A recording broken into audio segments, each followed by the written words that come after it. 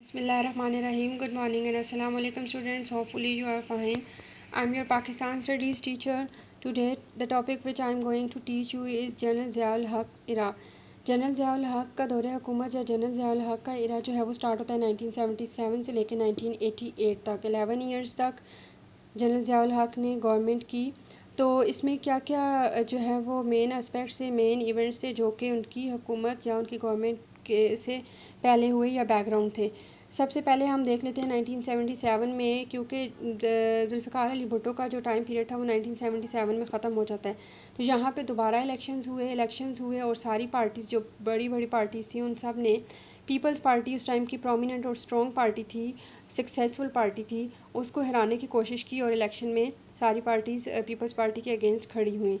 तो क्या हुआ कि जब पीपल्स पार्टी फिर दोबारा जो है 1977 के इलेक्शन में जीत गई, तो जो जितनी भी पार्टी थी उन सब ने कंबाइन करके एक और मतलब जो उन सब को यूनाइटेड करके तो उन्होंने जो है उसको एक नेम दे दिया पाकिस्तान नेशनल यूनाइटेड या पाकिस्तान कौमी इत्तेहाद के नाम से।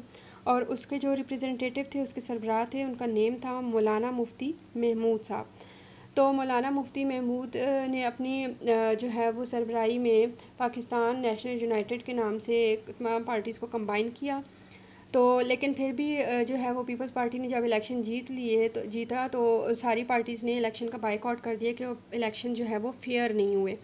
तो जब उन्होंने इससे हालात ज़्यादा ख़राब हो गए और उसके बाद निज़ाम मुस्तफ़ा मूवमेंट के मतलब निज़ाम मुस्तफ़ा के नाम से एक तहरीक स्टार्ट कर दी, जिसमें कि इलेक्शन को कलअदम करार दे दिया, मतलब इलेक्शन को रिजेक्ट कर दिया गया कि इलेक्शन फेयर हुए ही नहीं है, तो इलेक्शन दोबारा होने चाहिए।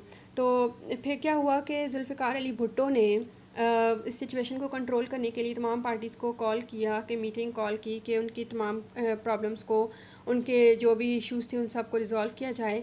तो जब वो सेटलमेंट नहीं हुई तो इतने में जो है जनरल ज़ियाउल हक 1977 में जुलाई 1977 में 5 जुलाई को उन्होंने मार्शल लॉ लगा दिया और उन्होंने जुल्फ़िकार अली भुट्टो की गवर्नमेंट को ख़त्म करके और सारा कंट्रोल जो है वो आर्मी के अंडर कर दिया। और यहाँ पे जुल्फ़िकार अली भुट्टो का टाइम पीरियड ख़त्म हो जाता है और जनरल ज़ियाउल हक का इरा वो शुरू हो जाता है।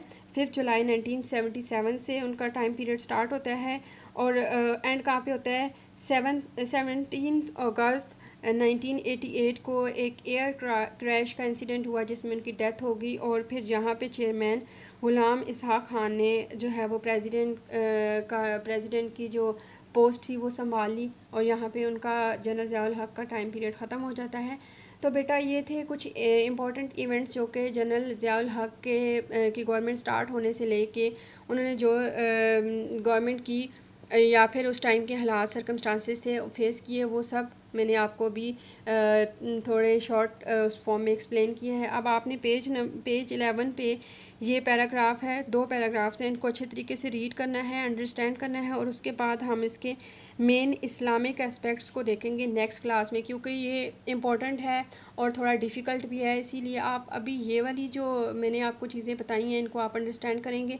नेक्स्ट जो टॉपिक होगा वो हम अगली क्लास में पढ़ेंगे। होपफुली आपने इसको समझा है और आपको ये अंडरस्टैंड हो गया है और अब आपने इसको दोबारा घर में रिवाइज़ करना है।